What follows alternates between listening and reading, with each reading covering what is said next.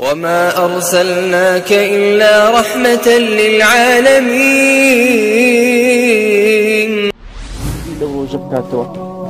لقل في غنبري خوا داعش صلى الله عليه وسلم أو رحمتك وبركتك أو نبوي إستا لجياتي خوا باسي وبلمانك باسي لا تعزاي سردمانك إستا لبارو لرابواردنو لباسي سياستي كي بوغني دنيوي لجيات باسي خواي پروردگار بكري باسي خواي باطل كانك را بلام وما أرسلناك إلا رحمة للعالمين. دائما دلو زمان تان ربطك بالصلوات دان لسر أم پیغمبر خوشویست عليه الصلاة والسلام كوا رحمتي أولي ردانشتونا خواهي قول أمي كرد السبب أو هدايته أو رحمته أو نعمته كإسلاما بيمان ببخشي. أما خالقي ضرورة دائما إنسان قياسي خوشي دنياك بآخرت عبدك لن دنيا دستناو نويش إيش نخواي نبيني وبي خوشني السلام دات وقر خشوعي لدلبه. فكيف لو روجي كوا برامبر بذاتي خوا دوستي سبحانه وتعالى إلا أوكاد زمال كمالي خوا أزاني كرب العالمين تنزعنا تنخوش وجيان لقلي لدنياي فكيف بآخرت. أما خالقي ضرور بو بيري خوم وإيوش بخمو كوا أم دين رحمته أم دين بركته أم دين شتيكي زور قوريه. ابن القيم فرمي للتفسير فاتحة رحمتي خوالي الله تسون أسباب داناوة بو هدايته زياتر نزيقونو لله لذاتي خواه عز وجل. لو بهشتي ما لا عين رأت ولا أذن سمعت ولا خطر على قلب بشر أسباب داناوة كدور كوي لأخوة دور كوي ولا بهشتو دور كوي ولا خوش إكاني قيامته أويش أويا كاتك ابن القيم فرمي هر بنديك قيمتي و إسلامي نزاني همو دقيق أتو دست بو إسلامي ونقر داواد لخواي نكر عز وجل خوايم إسلامي لظلم شيرم كبتر سيلوي لدستي بداي أقر أم عقيدة لظلم نبي الله للدستي بويا يعني ابن القيم يا أبو سليماني داراني أفرمي خوا زور لو برحم ترى إسلام وإيمان وقرآن بدا بكسك دعي لي بستين توا تنكسبو بإيماني خلشي بوي بتسيت بهشت بوي ببي بأهلي قرآن ببي بأهلي زياد بأهلي دعوة بأهلي فلان والله بخوي برود نار برود وزخر. وكو ابن القيم أفرمي تنزورا أو داعياني بقول كان يدعون الناس إلى الجنة بفعل كان يدعون الناس إلى النار كرد وكان ينضلي يلا برون بود جهنم قصيد لي ورنا بهشتي. ابن القيم أفرمي لو كنت صادقا أجر صادقي لماذا ما سبقتهم بو بيشان كوتيتو يكم كسنبوي لصفات أهل بهشت لدسمتا تيدابي لبروا براي من بقنا أو حدي 24 ساعة أو لزة إيمانية لضلد موجود نكبة السفريك للسفرة زياد بي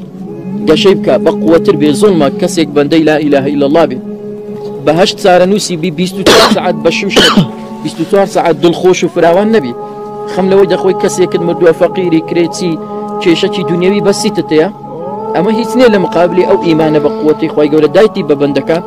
تحملي مشقتنا خوشيبك بلام لبرتي مسلمانا نقيشنا أو مرتبة لبرتي أم دينا أو هاب غريبي ماوا تونك بعامي مسلمانا كديت مزيسي شي ذكري بقوة يعني باسي يادي خواي پروردگار باسي قرآن أكاكري ساعاتك أم صفات زور باولنا مسلماني أم سردما أم شتيك جدي بجيب جيبك ديك أزاني خوشي دين أو انديها بولي يقري لدل بستدري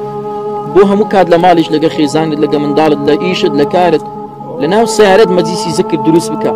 دائما لقى خواي پروردگار بجي سوكا جيان لقى الخواتسان تيكال بخاصة اگر دل تداخلي كر دل صادق بو دل براستي حزي بخواي پروردگار بو بجيري أو صدق إيبانا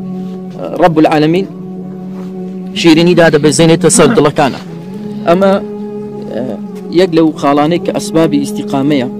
إنسان بوي بردوان بي لسر حلقي ذكر ولسر كاري خيرو أو مدي سبق وتانا دروس بي بكبلين اجلس بنا نؤمن ساعة لبروي صلى الله عليه وسلم فرمي جددوا إيمانكم إيمانتان نويب كنوا